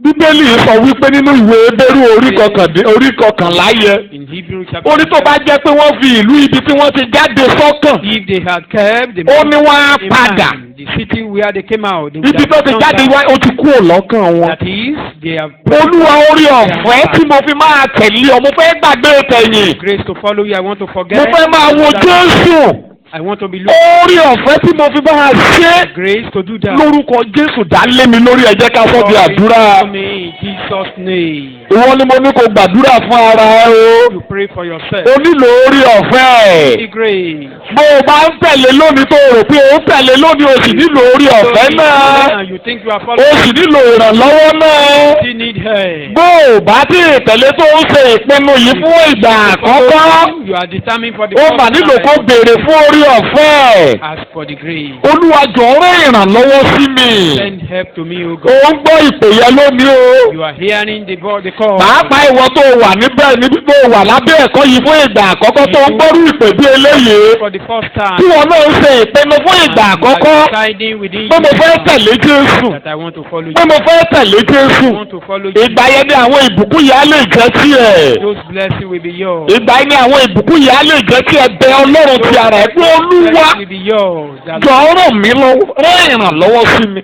send help to me. Rán ìrànlọ́wọ́ orí ọ̀fẹ́ ní kò dà lé mi lórí Ọlọ́run. Help to me. Pour your grace upon me. Olúwa jọ̀ọ́ di ọwọ́ tèmi mú. Hold my hand, O God. Ti gbọ́ nínú ẹ̀kọ́. I've heard it in the sermon. Bí ẹni tí Ọlọ́run bá ti di ọwọ́ ẹ̀ mú. Anyone that God À á ṣẹ́gun àwọn ọba níwájú ẹ. À á sọ àwọn òkè dilẹ̀ níwájú ẹ. mountains will become Orí plains. ọ̀fẹ́ nìyẹn. Mountains, that is the grace. Jésù Kristi Olúwa wa. In Jesus' name, our Lord, we pray. Olúwa dúpẹ́ lọ́wọ́ yín fún ẹ̀kọ́ yìí. Lord, we thank you for this sermon. A gbé orúkọ yín ga fún ìpè tẹ́ ń pè wá ní àkókò yìí. Lord, your name for your call. For the Pàápàá jùlọ fáwọn tó ń gbọ́ ìpè yìí fún ìgbà àkọ́kọ́. especially for those who are hearing the Tí wọ́n ń ṣe ìpinnu fún ìgbà àkọ́kọ́ pé àwọn náà fẹ́ tẹ̀lé Jésù. time that they want to follow Jesus. Àwa ń gbàdúrà bàbá wa tí ń We bẹ are lọ́run. praying our Heavenly Father. Pé kẹjọ kẹ bá wa di ọwọ́ wọn mú. Uphold them. Pé kẹjọ kẹ bá wa ràn wọ́n lọ́wọ́. Help them. Lórúkọ Jésù Kristi Olúwa wa ṣe bẹ́ẹ̀. Àti àwọn tó ti ṣe ìpinnu yìí fún ọjọ́ pípẹ́. Both of us Tí wọ́n ń tẹ̀ síwájú. that are moving forward. Ọlọ́run ayérayé àgbàdúrà Ọlọ́run pé orí ọ̀fẹ́ tí òfin ní rẹ̀ wọ́n nínú ìrìn àjò. Not to be tired in the journey. Orí ọ̀fẹ́ tí òfin ní sú wọn. Grace not to be weak. Orí ọ̀fẹ́ tí wọn òfin ní pẹ̀yìn dà. Grace not to turn Tí wọn òfin ní bojú wẹ̀yìn. Grace not to look Lórúkọ Jésù Olúwa dá lé wa lórí. Bàbá dẹ̀ rí àwọn tó ti sáko lọ náà. There are anyone that has gone astray. tí wọ́n ti ń gbàgbé iṣẹ́ ìránṣẹ́, They were forgetting their ministry. tí wọ́n ti ń gbàgbé ẹ̀kọ́, They were forgetting the sermon. tí wọ́n ti ń sọ ìpè wọn nù, They were losing their call. tó dàbí ẹni pé wọn ò gbọ́ òun mọ́. As if they are no more hearing. Ọlọ́run ayérayé kò kú sẹ́ni tẹ́ ẹ tanù nínú wọn. You never cast anyone Kò dẹ̀ out. sẹ́ni tẹ́ ẹ ti pàwé ẹ̀ dé. Never close any. Ọlọ́run ayérayé àwa gbàdúrà. We are praying. It Gbogbo irú àwọn bẹ́ẹ̀ pé kẹ́tún náwó sí wọn. Such people. Ààyè sì wà nílé. The space is. Kẹ́pẹ́ wọ́n padà wálé lórúkọ Jésù Kristi bẹ́ẹ̀ ni kò rí o. Lord, Jesus' name. Ògo ni forúkọ yín Ọlọ́run. Àwọn ìbùkún tó wà níwájú wa rèé. Blessing before À ń wọnú ẹ lọ ní ẹ̀kúnrẹ́rẹ́. Dying today. À ń wọnú ẹ lọ ní ẹ̀kúnrẹ́rẹ́. Dying to them food. À ń wọnú ẹ lọ ní ẹ̀kúnrẹ́rẹ́. Dying to them. Lórúkọ Jésù Kristi bẹ́ẹ̀ ni kò rí o. Ní orúkọ Jésù Kristi bẹ́ẹ̀ ni kò rí o. Ìnira ti kúrò níwájú wa. Wàhálà kúrò níwájú wa. Time is gone. A ò ní bímọ fún wàhálà. Don't bear children for A ò trouble. ní bímọ fún wàhálà. Don't bear children for trouble. A ò bí ọmọ fèsì. Bẹ́ẹ̀ ni àwọn ọmọ wa ò ní ya ilé sí. Not be satanic. Sàtánì ò ní kú ọmọ láyà wa. Satan will not hijack our children. Torí bẹ́ẹ̀ la ṣe dúró lábẹ́ ẹ̀kọ́. For this reason, Tá à ń gbọ́ ẹ̀kọ́. Tá a tún kó àwọn ọmọ wa síwájú ìwọ Ọlọ́run. bring them together. Táwọn náà ń gbọ́ ẹ̀kọ́. And they were hearing this. Lórúkọ Jésù wọn ò ní gbóhùn àjèjì. They will not hear. Lórúkọ Jésù wọn ò ní gbóhùn àjèjì. Àti àwa àti àwọn ọmọ tí ìwọ ẹlẹ́dàá fi fún wa. All of us and our A ó children. máa ṣe rere níwájú ìwọ Ọlọ́run. Do good before A you. wà fún àmì. We are for A signs. wà fún ìyanu. We are for A wonders. wà fún ìgbéga. We are for A wà fún ìṣerere. We are for good. Lórúkọ Jésù Kristi bẹ́ẹ̀ ló máa rí. So shall it be in Ògo ni fún orúkọ yín Ọlọ́run. Be to your name. Jésù Kristi Olúwa wa. Jesus' name, our Lord, we pray. Ẹ ké hallelujah. Shout hallelujah. Mo fẹ́ ká kí fún àwọn ìránṣẹ́ yín. Pípẹ́ fọ́nà àrà tẹ́ tó gbà tí wọ́n tó gbà jáde lónìí. Gbé orúkọ yín ga Ọlọ́run. Yẹ́nì pé wọ́n ń rí inú yín ní gbogbo ìgbà. A dúpẹ́ lórúkọ Jésù Olúwa gba ọpẹ́ wa. Ògo ni fún orúkọ yín Ọlọ́run. Bí a ti ń lọ Olúwa máa bá wa lọ. Bí a ti ń lọ Olúwa máa bá wa lọ o. Àní bí a ti ń lọ kí àwọn ìbùkún yìí kó máa bẹ̀rẹ̀ sí ní fẹsẹ̀ múlẹ̀ kó bẹ̀rẹ̀ sí ní farahàn nínú ayé wa. Lórúkọ Jésù Kristi bẹ́ẹ̀ ni kóró. Kán bẹ̀rẹ̀ sí ní kí wa kú oríire.